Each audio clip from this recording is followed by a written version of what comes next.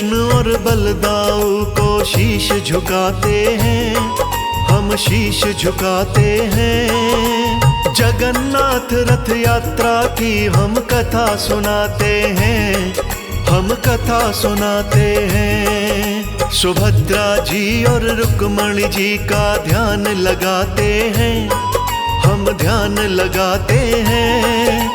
जगन्नाथ रथ यात्रा की हम कथा सुनाते हैं, हम कथा सुनाते हैं। रथ यात्रा बड़ी महान, सब कहते वेद पुराण।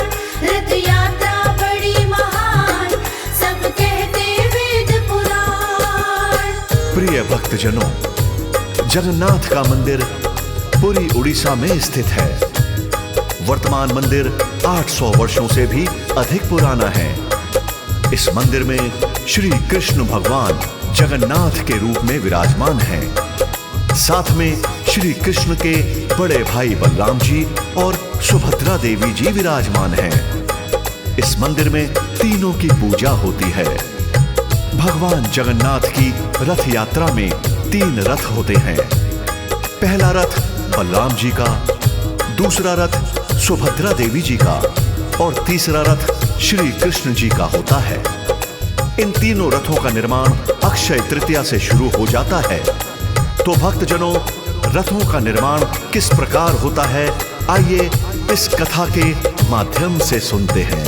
जय जय श्री जगन्नाथ भगवान की।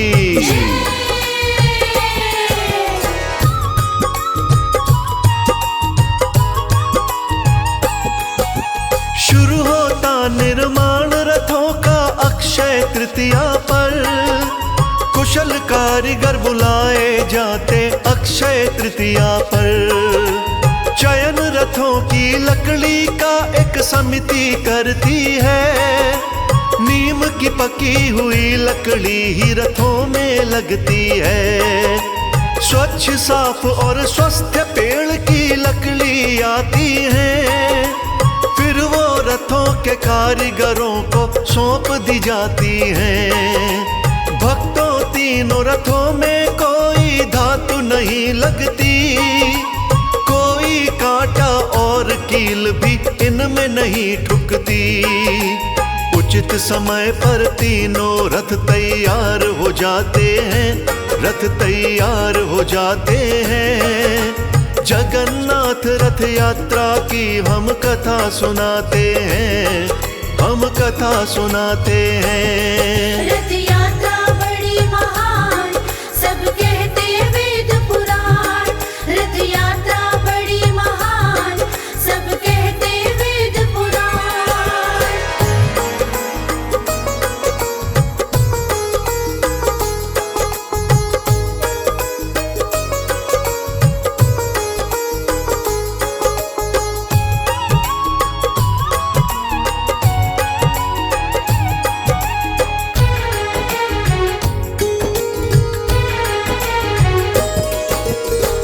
करके जब तीनों रथ तैयार हो जाते हैं, छर पहनरा नाम का एक अनुष्ठान मनाते हैं। उस दिन पुरी के गणपति जी पालकी से आते हैं। विधि पूर्वक तीनों रथों की पूजा कराते हैं। फिर गणपति जी सोने की एक झाड़ू मंगाते हैं। रथ मंडप और रथ के पथ को साफ कराते हैं। शुरू होती है रथ की यात्रा दूज तिथि के दिन। आषाढ़ मास के शुक्ल पक्ष का होता है शुभ दिन। भक्त खुशी में ढोल नगाड़े तुरही बजाते हैं, नगाड़े तुरही बजाते हैं। जगन्नाथ रथ यात्रा की हम कथा सुनाते हैं, हम कथा सुनाते हैं। रथ यात्रा बड़ी महान, सब कहते वेद पुराण। रथ यात्रा बड़ी महान, सब कहते वेद पुराण।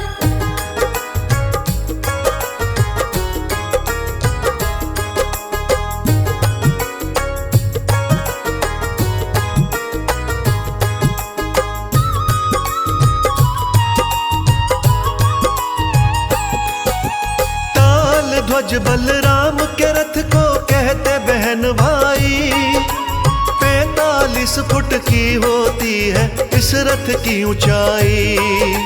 लाल हरे रंग का होता है इसका रंग भक्तों, चलता है ये सबसे आगे रथों के संग भक्तों। देवी सुभद्रा के रथ को सब दर्प दलन कहते, रंग की बात करें तो काले नीले रंग रहते।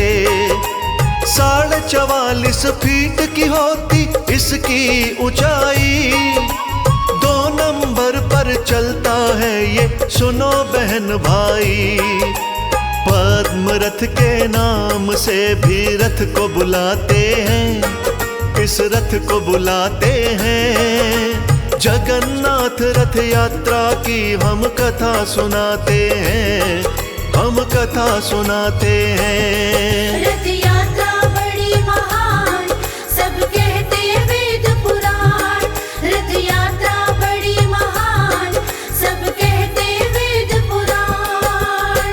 प्रिय भक्तजनों, जगन्नाथ रथ यात्रा में सबसे आगे श्री कृष्ण के बड़े भाई बलराम जी का रथ चलता है और उसके पीछे देवी सुभद्रा जी का रथ चलता है और सबसे पीछे यानी तीसरे नंबर पर भगवान जगन्नाथ जी का रथ चलता है। बलराम जी के रथ को ताल ध्वज कहते हैं, जिसकी ऊंचाई 45 फुट होती है, जिसका रंग हरा और लाल होता है। इसी प्रकार देवी सुभद्रा जी के रथ को दर्प दलन कहते हैं, जिसकी ऊंचाई 44.5 फुट होती है, जिसका रंग काला नीला होता है। और भगवान जगन्नाथ के रथ को नंदी घोष और गरुड़ ध्वज के नाम से जाना जाता है, जिसकी ऊंचाई 45 फुट होती है और इस रथ का रंग पीला और लाल होता है।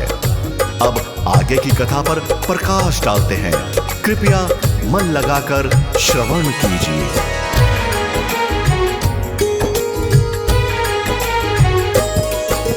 जगन्नाथ के रथ को नंदी घोष बुलाते हैं, इसके पीले लाल रंग हर मन को भाते हैं।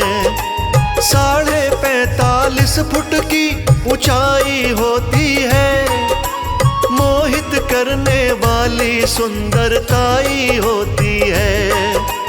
गरुड़ ध्वज है नाम दूसरा इस रथ का भक्तों, बड़ा महत्व है इस यात्रा में इस रथ का भक्तों।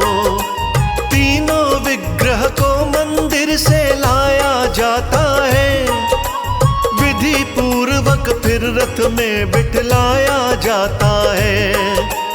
इस मौके पर भक्त सभी जयकार लगाते हैं, जय जयकार लगाते हैं। जगन्नाथ रथ यात्रा की हम कथा सुनाते हैं, हम कथा सुनाते हैं। रथ यात्रा बड़ी महान सब कहते वेद पुराण, रथ यात्रा बड़ी महान सब कहते वेद पुराण।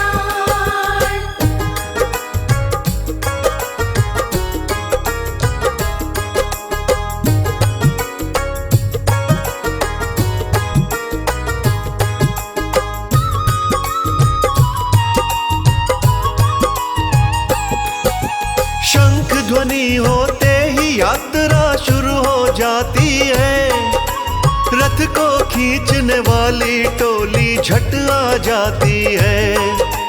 कहते हैं रथ खींचने वाले भाग्यवान होते, ये शुभ अवसर हर किसी को प्राप्त नहीं होते। जगन्नाथ मंदिर से यात्रा शुरू की जाती है, फिर वह पूरे पुरी नगर में घुमाई जाती है।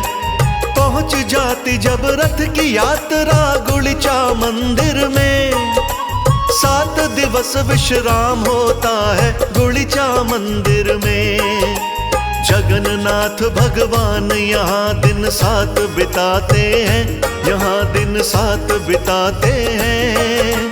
जगन्नाथ रथ यात्रा की हम कथा सुनाते हैं, हम कथा सुनाते हैं। रथ यात्रा बड़ी महान, सब कहते वेद पुराण। रथ यात्रा बड़ी महान, सब कहते वेद पुराण।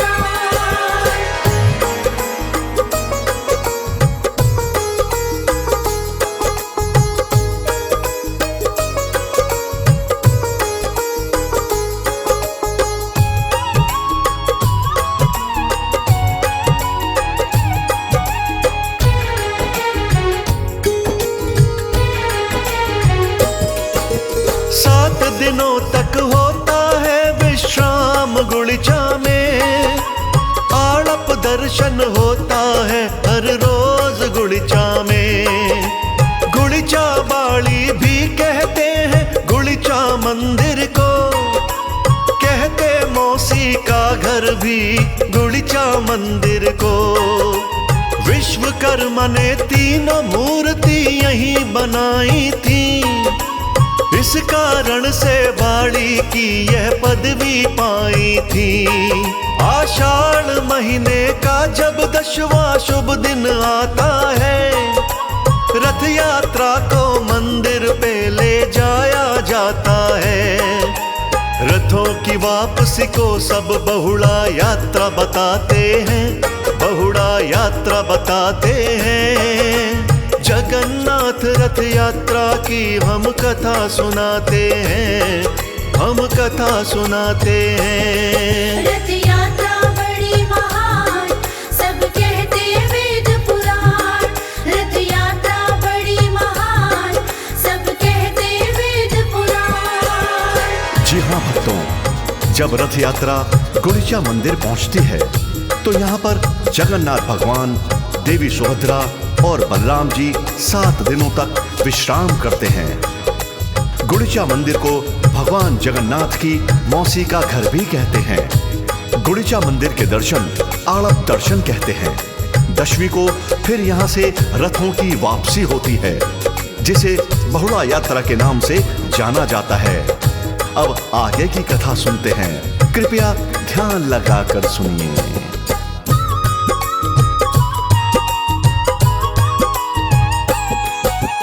जगन्नाथ मंदिर पर जब रथ यात्रा पहुंचती है, वो तीनों प्रतिमाएं रथ के अंदर रहती हैं। एकादशी को मंदिर के पट खोले जाते हैं। जयकारे श्री जगन्नाथ के बोले जाते हैं। तीनों प्रतिमाओं को फिर स्नान कराते हैं। मंत्रोच्चारण करके उन्हें मंदिर ले जाते हैं। फिर वैदिक रीति से उन्हें प्रतिष्ठित करते हैं। हाथ जोड़कर सभी पुजारी वंदन करते हैं। दंडवत होकर प्रभु चरणों में शीश झुकाते हैं, सब शीश झुकाते हैं। जगन्नाथ रथ यात्रा की हम कथा सुनाते हैं, हम कथा सुनाते हैं। रथ यात्रा बड़ी महान, सब कहते वेद पुराण। रथ यात्रा बड़ी महान, सब कहते वेद पुराण।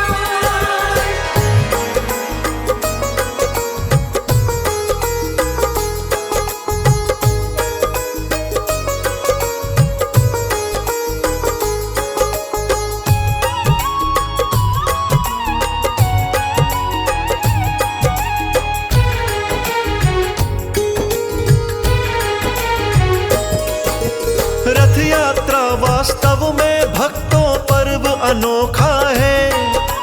जगन्नाथ दर्शन का सबको मिलता मौका है। इस अवसर पर किसी भी घर में पूजा नहीं होती और किसी उपवास की कोई पूजा नहीं होती। जातिवाद का भेद यहाँ पर नहीं दिखता है। छोटे बड़ों से प्रेम परस्पर यही दिखता है। पूरी कथा सुनाई तुमको भाइयों और बहना, जो भी गलती हुई हो मुझसे क्षमा उसे करना। राज अनाड़ी जगन्नाथ को शीश झुकाते हैं, उनको शीश झुकाते हैं। जगन्नाथ रथ यात्रा की हम कथा सुनाते हैं, हम कथा सुनाते हैं। रथ